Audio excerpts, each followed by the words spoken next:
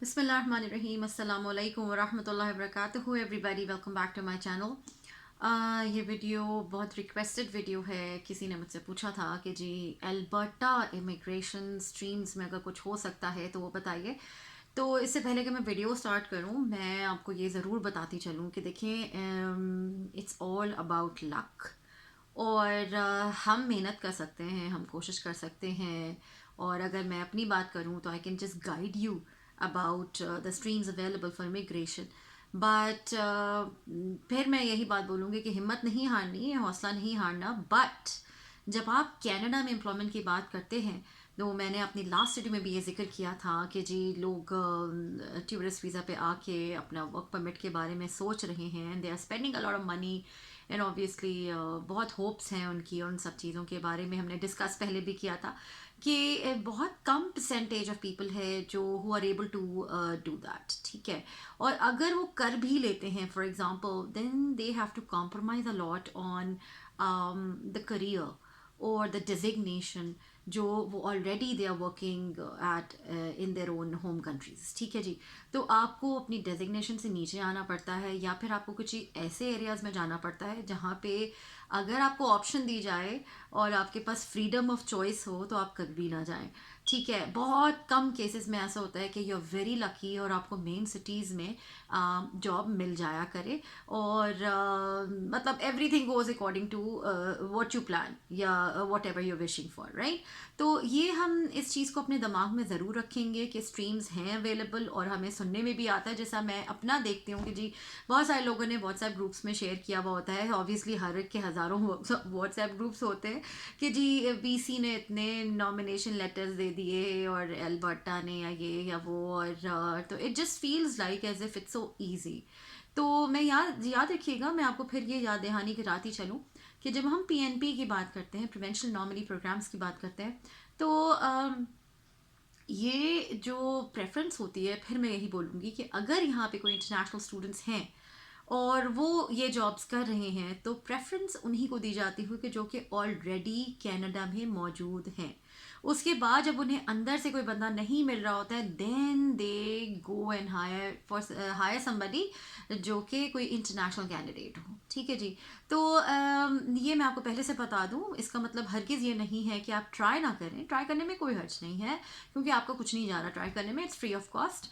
आप अपने कंट्रीज़ में अपनी जॉब्स को कंटिन्यू करे अपनी एजुकेशन को कंटिन्यू करे आप ये सब चीज़ों की अप्लाई कर सकते हैं। There is no harm in doing that. और इसी तरह का एक प्रोग्राम मैं आपको ज़रूर बताऊंगी आज कि जी this is actually for Alberta. किसी ने मुझे रिक्वेस्ट की थी, वो उसी के बिना पे मैं बना रही हूँ। This is basically Alberta advantage immigration programme, जिसके अंदर बहुत सारी डिफरेंट स्ट्रीम्स हैं। आज हम जिस स्ट्रीम के बारे में डिस्कस करने जा रहे हैं वो है रूरल रिन्यूअल स्ट्रीम। अब जैसा कि नाम से जाहिर है कि जी रूरल एरियाज में होगा, ये मेन सिटीज़ में नहीं होगा। तो अगर हम एल्बर्टा की बात करें, और तो लोग जानते होंगे कि जी एल्बर्टा के दो main cities are Edmonton Calgary. तो हम एडमिंटन और कैलगरी को छोड़कर जो उनके छोटे छोटे जो रूरल एरियाज कहूँगी मैं, उनके बारे में हम ये स्ट्रीम डिस्कस करने जा रहे हैं। और ये वो रूरल एरियाज है जिनकी population has to be 1 lakh और उससे कम।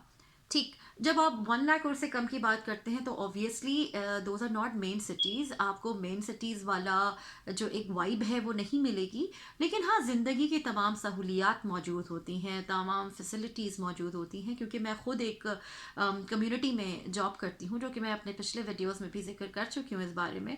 तो ठीक है, कुछ प्रॉब्लम्स फेस करना पड़ती हैं, बट ये इसका हरगिज़ ये मतलब नहीं है कि यू कांट सर्वाइव और you can't have a good life.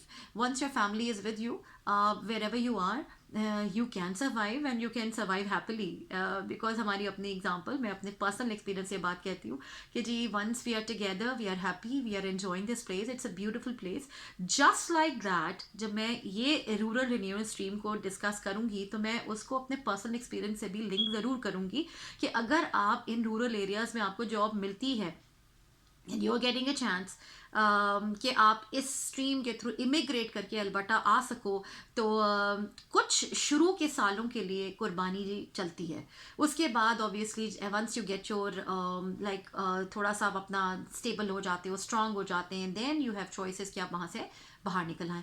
एक और चीज़ याद रखिएगा, जब आप किसी भी पीएनपी में करते हो तो there is an agreement between you and the provincial government that you will stay here like that particular province, और जिसके लिए ताकि आप उसकी इकोनॉमिक डेवलपमेंट के लिए काम कर सकें, बिकॉज वो प्रोविंशियल नॉमिनी प्रोग्राम है, वो आपको उस प्रोविंस में बुला रहे हैं, उसका रीज़न है कि उसकी इकोनॉमिक डेवलपमेंट के लिए उनको आपकी ज़रूरत है। तो आप ये नहीं हो सकता कि आपने अपनी इमिग्रेशन ली, आपको जैसी पीआर मिली आप वहाँ से गायब हो गए। There is a bond, there is some kind of an agreement between you and the provincial government, जिसको आपको फॉलो करना होगा, जिसको आपको रिस्पेक्ट करना होगा। ठीक है जी। Now let's move in to this stream in detail. या मैं इसको समराइज करूंगी क्योंकि मैंने स्टडी तो बहुत ज़्यादा कर लिया है इसको। और द थिंग इज़ कि अगेन फर्स्ट ऑफ ऑल, जो एल्बर्टा के वो रूरल एरियाज़ हैं, जो स्मॉल टाउन्स हैं, कम्युनिटीज़ हैं जिनकी पॉपुलेशन 1 लाख से कम है, वो अगर उनको लगता है कि उनके कुछ एरियाज़ में कुछ उनकी कंपनीज़ में कुछ एरियाज़ हैं जिनके अंदर उनको मैन पावर की कमी है, तो वो अपनी कम्युनिटी को अप्रोच करते हैं और उनसे वो जिक्र करते हैं कि जी we are unable to find manpower for such and such area, तो हमें बाहर से कोई हायर करना पड़ेगा फॉरेन वर्कर्स। तो उसके सिलसिले में क्या होता है कि जी जो कम्युनिटी होती है वो उनकी रिक्वेस्ट को असेस करती है, और जब रिक्वेस्ट को असेस करती है तो देन डिसाइड कि ओ यस, जो भी कंपनियां उनको अप्रोच कर रही है मैन पावर की कमी की रिक्वेस्ट लेकर, तो वो सही है या गलत है। वंस दे डिसाइड कि हाँ जी कंपनी की रिक्वेस्ट इज़ वैलिड, फिर वो क्या करते हैं कि भी वो ये अप्रोच करते हैं कि जी गवर्नमेंट ऑफ एल्बर्टा को कि भाई ऐसी ऐसी बात है, हमें फॉरेन वर्कर्स हायर करने पड़ेंगे। तो फिर गवर्नमेंट ऑफ एल्बर्टा उनको ये अलाउ कर देती है, यानी वो जो कम्युनिटीज़ होती हैं वो उस इंडोर्स हो जाती हैं कि जी हाँ you can hire workers from outside of Alberta और इवन कनाडा। ठीक है जी, हम इस वक्त कनाडा से बाहर की बात कर रहे हैं। ठीक है जी, वंस गवर्नमेंट ऑफ एल्बर्टा ने उनको अलाउ कर दिया, अब ये कंपनीज जो होती हैं उनको बता दिया जाता है कम्युनिटीज़ के थ्रू कि हाँ जी हमारी कम्युनिटी से हमने लाइक गवर्नमेंट ऑफ एल्बर्टा से एग्रीमेंट ले लिया है, उनसे अप्रूवल ले लिया है, you can go ahead and hire whosoever you want for that particular position, जो आपको यहाँ से आपकी ज़रूरत पूरी नहीं हो रही ना। अब वो जॉब्स की को पोस्ट करती हैं उनकी जो ऑफिशियल वेबसाइट्स हैं, जॉब वेबसाइट्स हैं, जिसमें एक canada.job.ca भी है, gc.ca जिसे आप बोलते हैं, इंडीड है, इसके अलावा एक दो और हैं, लेकिन ये दो तो बिल्कुल ऑथेंटिक हैं। इसके अलावा लिंक्डइन है।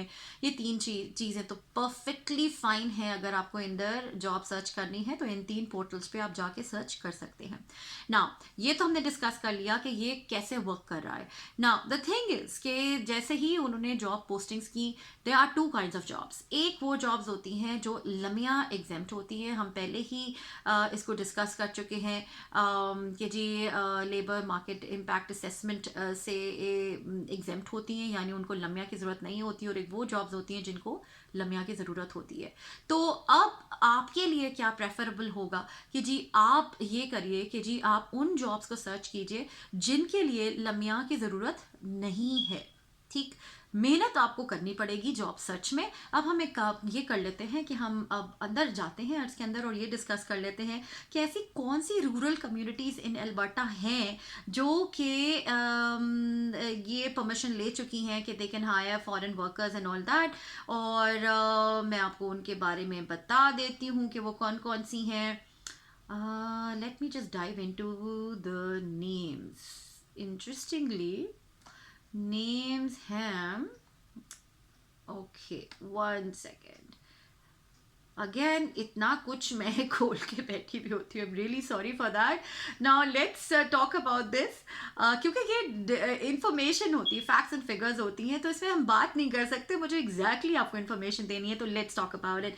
इट्स सिटी ऑफ ब्रूक्स है, including town of Bassano, village of Duchess, county of Newell, village of Rosemary, and there is a long list जिसके अंदर ग्रैंड पेरी है, वाइट कोट है, then they are as you can see, आपने बहुत सारे ऐसे towns के तो नाम भी नहीं सुने होंगे, ठीक है। तो थोड़ा सा दिल को थामे रखिए, आपको ऐसे जगहों पे जाना पड़ेगा अगर आपको इस जो rural renewal stream of immigration path पे है, अगर आप उसके थ्रू कनाडा आना चाहते हैं, इन पर्टिकुलर एल्बर्टा आना चाहते हैं। नाउ एक चीज़ मैं आपको ज़रूर बता दूं, जैसा फोर्ट मैकमरे है, ठीक है, फोर्ट मैकमरे बड़ा एरिया है, ठीक है, उसके अंदर स्पेसिफिकली वो वुड बफलो के लिए ये आपको वो जो एरिया है वो इसमें फॉल करेगा स्ट्रीम में, पूरा फोर्ट मैकमरे फॉल नहीं करेगा। तो इसके बारे में आप बहुत ख्याल रखिएगा। नाउ टाउन ऑफ एक्सन है, और फिर जैस्पर है। Jasper is such a beautiful place, ये बहुत बड़ा टूरिस्ट रिजॉर्ट है, ऑब्वियसली टूरिस्ट रिजॉर्ट है, मैं उसको ये नहीं कह रही कि बहुत बड़ा सिटी है या कुछ है, it's a beautiful tourist resort. Anyways, तो ये कुछ नाम है, और इसके अलावा मैं ऑब्वियसली इनका जो लिंक है इसको मैं नीचे डाल दूंगी, और आप देख सकते हैं कि आपने जॉब सर्च करनी किस तरीके से है। आपने जो कहता है कि जी पोजीशन या डेजिग्नेशन या एरिया या स्किल, तो आपने उसके अंदर अपना स्किल डालना है, फिर वो पूछता है लोकेशन, तो आपने उस लोकेशन में आपने इन टाउन्स में से कोई सा भी टाउन जिसमें आप इंटरेस्टेड हैं, या सारे टाउन वन बाय वन आप देख के अपनी जॉब को सर्च कर सकते हैं। कहाँ पे कर सकते हैं? कैनेडा जॉब GC.ca पे जाके, सारे लिंक्स नीचे डालने वाली हूँ। इसके अलावा इंडीड पे जाके या लिंक्डइन पे जाके। तो ये तो जॉब सर्च मैं आपको तरीका बता रही हूँ कि कैसे करना है ना, और कौन सी जॉब्स ढूंढनी है जिसमें लम्या के रिक्वायरमेंट नहीं है ना। वो अक्सर कहते हैं कि जी वी नीड पीपल, इवन अगर वो लम्या एग्जाम्प्ट है तब भी उनकी प्रेफरेंस कभी कभी ये होती है, और वो क्लियरली मेंशन करते हैं कि who can apply for this job, कि जी who are already Canadian citizens और PR होल्डर्स, या और they are on a work permit in Canada, they are already in Canada. कभी कभी ऐसी जॉब्स भी होती हैं जिसके अंदर ये ऑप्शन भी उन्हें दी हुई होती है कि whether they are inside Canada, they are outside Canada, whether they have work permit and they don't have work permit, all can apply. तो आप ये सेकेंड कैटेगरी टाइप की जॉब्स में अप्लाई करेंगे। नाउ फिर मैं यही बताते चलूँ, बहुत बहुत टाइम कंज्यूमिंग और बहुत ज़्यादा एफर्ट वाला ये काम है, हमने भी किया है और सब करते हैं, तो हिम्मत मत हारिएगा, कीप ऑन ट्राइंग। और कभी कभी आपको रिप्लाई आ जाया करता है, कुछ कंपनीज आपको रिप्लाई कर देती हैं कि जी आई एम सो सॉरी, और वट एवर रीज़न, कुछ आपको पहले क्लियरली बता देती हैं कि जी हमारी प्रेफरेंस यही है कि जो भी चीज़ है कि थैंक यू या sorry, one of the two things, right. और नाउ द थिंग इज कि अब हम ये डिस्कस कर लेते हैं कि आपने जॉब सर्च करने के बाद आपका क्या होगा, how to apply and all that, इसकी रिक्वायरमेंट्स क्या है, मैं आपको ये बताती चलूँ। हम ऊपर चले जाते हैं और मैं आपको बता दूँ कि कौन सी जॉब्स इसके लिए बिल्कुल भी एलिजिबल नहीं है। तो हम जब अब बात करते हैं कि क्लियरली लिखा हुआ है list of in eligible options, तो कुछ ऐसी ऑक्यूपेशंस हैं जो कि इस स्ट्रीम में फॉल नहीं करेंगी। कौन कौन हो सकती हैं वो? लेजिस्लेटर्स हैं, स्कोर्ट एजेंसी मैनेजर्स हैं, मसाज पार्लर मैनेजर्स हैं, जजेस, authors and writers, musicians and singers, justices of the peace, actors, comedians, and circus performers, painters, sculptors, and other visual arts, and then artisans and craft persons, athletes, dental laboratory bench workers, home child care providers. Now, home child care providers or early childhood educators are two different things. So, early childhood educators बिल्कुल eligible है, लेकिन home child care providers are not eligible. आप समझे, home child care का मतलब होता है नैनी, वो अलाउड, मतलब इस जो स्ट्रीम है उसमें इसकी एलिजिबिलिटी नहीं है ना। Home support workers, care givers and related occupations, ये मैं इन एलिजिबल लिस्ट पढ़ रही हूँ, तो याद रखिएगा home support workers, caregivers, related occupations भी इन एलिजिबल है। Casino occupations, other performers, other support occupations in personal services, harvesting labourers, ये पूरी लिस्ट मैंने वो आपको बताई है जो इन एलिजिबल ऑक्यूपेशंस हैं। इसके अलावा आपकी ऑक्यूपेशन जो भी है आप बिल्कुल एलिजिबल है उस तरह की जॉब्स के लिए अप्लाई करने में। एंड अच्छा जी, ना अब हम ये बात कर लेते हैं कि लेट्स सपोज आपने अप्लाई किया और आपको इंटरव्यू कॉल आ गई, आपने इंटरव्यू दे दिया and you have been selected. ठीक, इसके बाद का प्रोसीजर क्या है ये आप याद रखिएगा। कि अगर आप किसी ऐसी जॉब के लिए अप्लाई कर रहे हो जिसमें लाइसेंसिंग की रिक्वायरमेंट है, तो वो या फॉर एग्जांपल मैं आपको बता दूं कि वो कौन कौन सी हैं। लेट्स से कि जी आपको कोई कंपलसरी ट्रेड में भी अगर आप हैं तो उसका ट्रेड सर्टिफिकेट होता है, या अगर आप फॉर एग्जांपल टीचिंग कर रहे हैं या मेडिसिन में हैं आप, या और कोई ऐसी जॉब है जिसके अंदर आपको लाइसेंसिंग की रिक्वायरमेंट है। ईसीई एजुकेटर्स भी जो हैं, अर्ली चाइल्डहुड एजुकेटर्स भी हैं, उनको भी लाइसेंसिंग की भी रिक्वायरमेंट है। तो याद रखिएगा, you can not start your job unless and until you have the certifications for all these. तो उसके बारे में भी मैं वीडियो बनाने वाली हूँ कि आप क्या बाहर बैठे बैठे ऐसे लाइसेंसिंग के लिए या ऐसे सर्टिफिकेशंस के लिए अप्लाई कर सकते हैं या नहीं।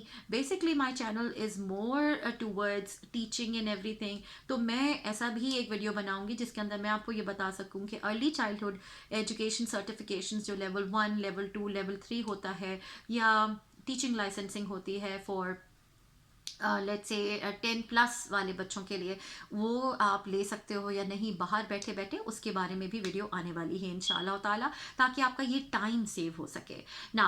आपको जॉब लेटर आपको जॉब ऑफर कर दी गई है, उन्होंने आपको दे दिया है। जैसे ही कंपनी ने डिसाइड कर लिया कि यू आर द वन जिसको वो हायर करना चाहते हैं, वो आपका जो प्रोफाइल है, आपकी सारी डिटेल्स लेके अपनी कम्युनिटी के पास जाते हैं। कम्युनिटी उस पूरी चीज़ को स्टडी करती है कि क्या ये जो बंदा इन्होंने हायर किया है ये क्या ऑथेंटिक है, क्या वाकई इसके पास ऐसी स्किल्स हैं, ऐसा क्वालिफिकेशंस हैं जो कि इनकी जो वैकेंसी तो उसको मीट कर रहा है। तो जैसे ही वो डिसाइड कर लेते हैं कि हाँ, तो वो आपको लेटर ऑफ इंडोर्समेंट देते हैं। तो जो लेटर ऑफ इंडोर्समेंट है वो कम्युनिटी देगी जिस कम्युनिटी में आपको जॉब मिली है। I am repeating myself, company ने आपको डिसाइड कर लिया कि भाई they want to hire you after your interview. फिर वो आपका पूरा प्रोफाइल लेके कम्युनिटी में जाते हैं, और कम्युनिटी आपको पूरा स्टडी करती है आपको, एंड दे डिसाइड कि यार ऑथेंटिक हायरिंग है या नहीं है। एंड वंस दे से कि ओके यस ऑथेंटिक हायरिंग है, वो आपको लेटर ऑफ एंडोर्समेंट देते हैं। Now the next thing is कि जी लेटर ऑफ एंडोर्समेंट लेके फिर आप करते हैं कि जी ये जो एल्बर्टा एडवांटेज स्ट्रीम है, इसमें आप जाके अपना जो आपने प्रोफाइल बनाया हुआ होता है इसमें आप अप्लाई करते हैं कि जी हमें लेटर ऑफ एंडोर्समेंट मिल गया है। फिर आप एल्बर्टा एडवांटेज स्ट्रीम में अपनी पीआर के लिए अप्लाई करना स्टार्ट। अगेन याद रखिएगा कि इस वक्त हम एल्बर्टा की बात कर रहे हैं, पहले आप वहाँ करते हैं अपना केस फाइल, जिसे आप कहते हैं अपना अकाउंट क्रिएट करते हैं, अपने नेसेसरी डॉक्यूमेंट्स डालते हैं, एंड वंस दे डिसाइड कि yes you are the right candidate, because and do remember you have to have the letter of endorsement, ताकि उसके बिना पे वो आपको 600 पॉइंट्स दे सकें ना। Once you get that, then आप एक्सप्रेस में जाते हैं, यानी फेडरल इमिग्रेशन प्रोग्राम में जाते हैं फॉर योर पीआर। तो यहाँ पे आपको आपकी जॉब ऑफर के बिना पर, आपके लेटर ऑफ इंडोर्समेंट के बिना पर डायरेक्ट पीआर मिल रही है ना। ये याद रखिएगा, जब हम पीआर की बात करते हैं तो letter of endorsement is not the only thing that you need for PR. वो तो आपकी सिर्फ जॉब के लिए आपको ज़रूरी था, ठीक है, और 600 पॉइंट्स के लिए ज़रूरी था, जिसके बिना पे आप जैसे बोलते हैं कि जी आप अपने पीआर के लिए फेडरल गवर्नमेंट में अप्लाई कर सकते हैं। नाउ द थिंग इज कि आपको और क्या क्या चाहिए। नाउ और क्या क्या चाहिए, लेटर ऑफ इंडोर्समेंट में क्या क्या होना चाहिए वो भी मैं आपको बता दूं। इसमें आपको लिंक शेयर कर दूंगा, उसकी डिटेल्स में मैं नहीं जा रही कि जी नाम होना चाहिए, you can read it for yourself. अब जॉब ऑफर रिक्वायरमेंट जो है उसमें it should not be a part time job, it should not be a seasonal job, it has to be a full time job. और seasonal नहीं होनी चाहिए, permanent job होना चाहिए, ठीक है। तो इसके अलावा और उसकी जो फुल टाइम जो आवर्स की डेफिनेशन है वो ये है कि जी 30 आवर्स पर वीक मिनिमम होना चाहिए, उससे ज़्यादा होती है, जैसा टीचर्स को 40 आवर्स कहते हैं, तो 30 आवर्स पर वीक अगर आपकी जॉब है तो that is called a full time job. Now ये भी मैं आपको बता दूं कि जी एम्प्लॉयमेंट आपकी 12 महीने की ज़रूर होनी चाहिए, यानी आपका 1 ईयर का कॉन्ट्रैक्ट ज़रूर होना चाहिए। लमिया है तो लमिया आपको प्रोवाइड वो करेंगे, लमिया बेस्ड जॉब है, और अगर लमिया एग्जाम्प्ट है तो लमिया आपको उस लमिया लेटर की ज़रूरत नहीं है ना। अब हम बात करते हैं आगे की। लाइसेंसिंग की अगर ज़रूरत है तो लाइसेंस लेना आपका अपना काम है ना। इनएलिजिबल जॉब ऑफर्स वही हैं कि जी वो सीजनल नहीं होना चाहिए, पार्ट टाइम नहीं होना चाहिए, एंड दिस एंड दैट नहीं होना चाहिए ना। अब मैं आपको वो भी चीज़ें बता दूं कि मैंने आपको इनएलिजिबल ऑक्यूपेशंस भी बता दी, अब आपने और क्या क्या चाहिए है आपको ना। हम बात करने जा रहे हैं अपने पीआर के लिए, तो आपको लैंग्वेज रिक्वायरमेंट्स भी ज़रूरी हैं ना। लैंग्वेज रिक्वायरमेंट्स में क्या है, मैंने खोल के रखा हुआ है कि जी वो कहते हैं कि अगर आपका एनओसी कोड में यानी 0 1 2 और 3 ऑक्यूपेशन अगर आपका है, एनओसी के 0 1 2 3 कोड्स में आपको आपकी ऑक्यूपेशन फॉल करती है, तो आपको minimum of 5 for each language skill चाहिए। नाउ आइल्स में इसका क्या इक्विवेलेंसी बनती है ये मैं आपको बता दूं। हम जनरल ट्रेनिंग की बात करते हैं बिकॉज इमिग्रेशन की बात हो रही है, तो 5 का मतलब होता है reading 4, writing 5, listening 5 and speaking 5, so it's very minimum. तो मेरा ख्याल है इंशाल्लाह ताला you guys can handle this much of a score. Now हम आगे बात करते हैं कि जी आपने कर दिया, आपकी लैंग्वेज रिक्वायरमेंट्स क्या हो रही है ये भी मैंने आपको बता दिया, आगे की बात हम लोग कर लेते हैं। एजुकेशन रिक्वायरमेंट्स के लिए याद रखिएगा एजुकेशनल क्रेडेंशियल असेसमेंट ज़रूरी है, क्योंकि आपकी हम इस वक्त पीआर की बात कर रहे हैं, तो आपको अपना एजुकेशनल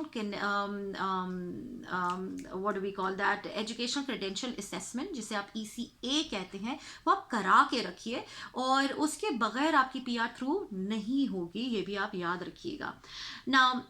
अक्सर लोग कहते हैं कि जी हम कहीं और से करवा सकते हैं, बिल्कुल यहाँ पे बहुत सारे ऐसे जैसे कहते हैं इंस्टीट्यूशंस हैं जो आपकी असेसमेंट कर रहे हैं, लेकिन हम वेस्ट की बात करते हैं क्योंकि वेस्ट जो होता है वो ऑल ओवर द वर्ल्ड माना जाता है। ठीक, अदब मैं ये नहीं कह रही कि that's a only regulatory body, लेकिन उसके अलावा भी वो कर सकते हैं ना।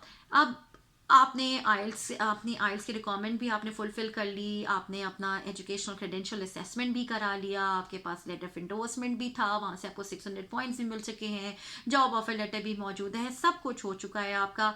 एक और चीज़ ज़रूरी है और वो है कि जी आपको सेटलमेंट फंड्स की जो रिक्वायरमेंट है वो भी शो करनी है कि वेदर आपके पास सेटलमेंट के लिए इनफ फंड्स मौजूद हैं या नहीं। याद रखिएगा ऑब्वियसली आप कनाडा मूव हो रहे हैं तो आपके पास इनफ फंड्स होने चाहिए, क्योंकि आपने सर्वाइव करना है, आप अपना करेंसी एक्सचेंज कर रहे हो, तो आपके अब कितना है वो ये मैं आपको डिस्कस कर लेती हूँ। मैं बात करूँगी क्योंकि ये फैमिली चैनल है तो मैं फैमिली की बात करूँगी। चलें एक बंदे की पहले बात कर लेते हैं कि अगर पॉपुलेशन साइज उस कम्युनिटी का लेट्स से लेस देन 1000 है, तो आपको एक बंदे का जो सेटलमेंट फंड आपने शो करना है वो तकरीबन 9000 कैनेडियन डॉलर्स शो करना है। अगर कम्युनिटी का साइज 1000 to 30,000 है तो आपको 10,000 तकरीबन यू कैन से $10,200 आपको शो करने हैं अपना एक बंदे के लिए सेटलमेंट फंड।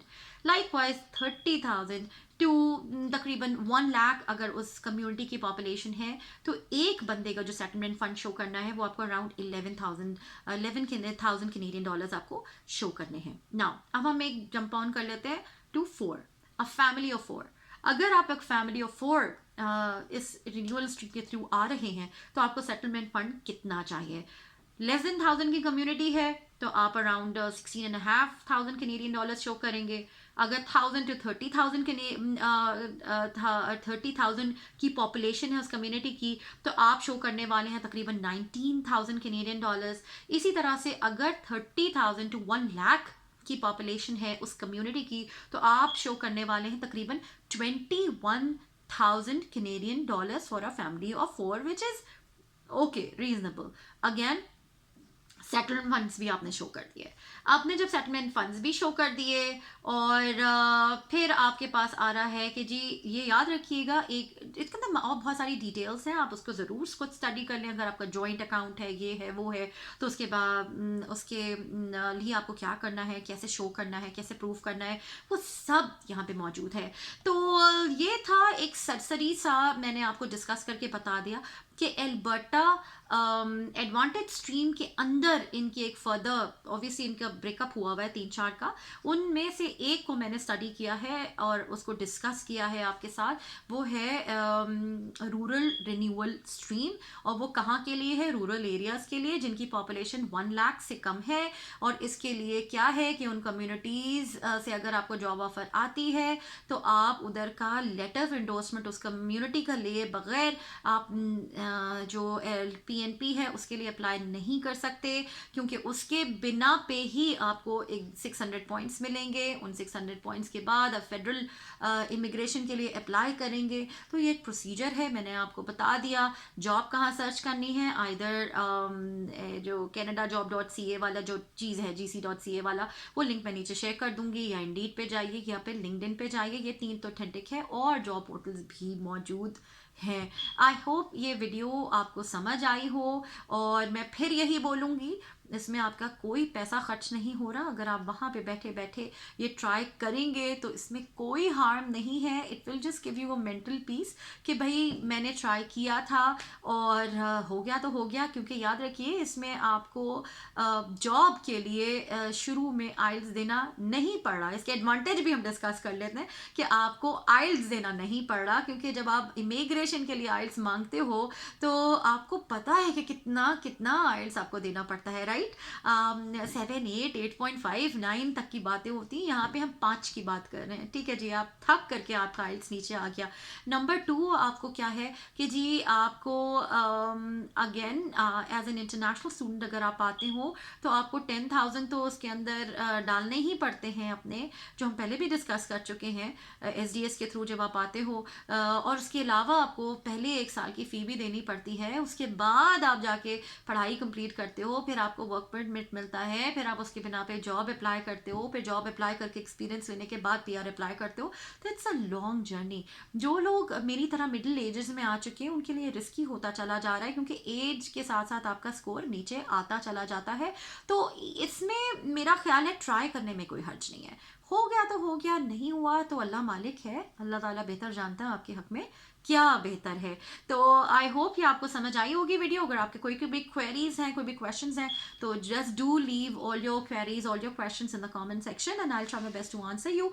और दूसरा किसी ने बोला हुआ था कि जी मैं इंग्लिश में बनाऊं वीडियोस, तो बेसिकली मेरी कोशिश यही होती है कि मैं उन तमाम लोगों को को अप्रोच कर सकूं जो कि इंडो पाक सब कॉन्टिनेंट में मौजूद है। आई नो सबको इंग्लिश आती है, लेकिन बेहतर ये होता है कि अपनी ज़बान में बात की जाए, थोड़ा आदमी कंफर्टेबल फील करता है और कंफर्टेबली समझ भी लेता है। और तो मैं इंग्लिश बीच में बहुत सारी बोल रही होती हूँ, लेकिन मेरी कोशिश यही होती है कि मेन जो लैंग्वेज है दैट इज़ उर्दू।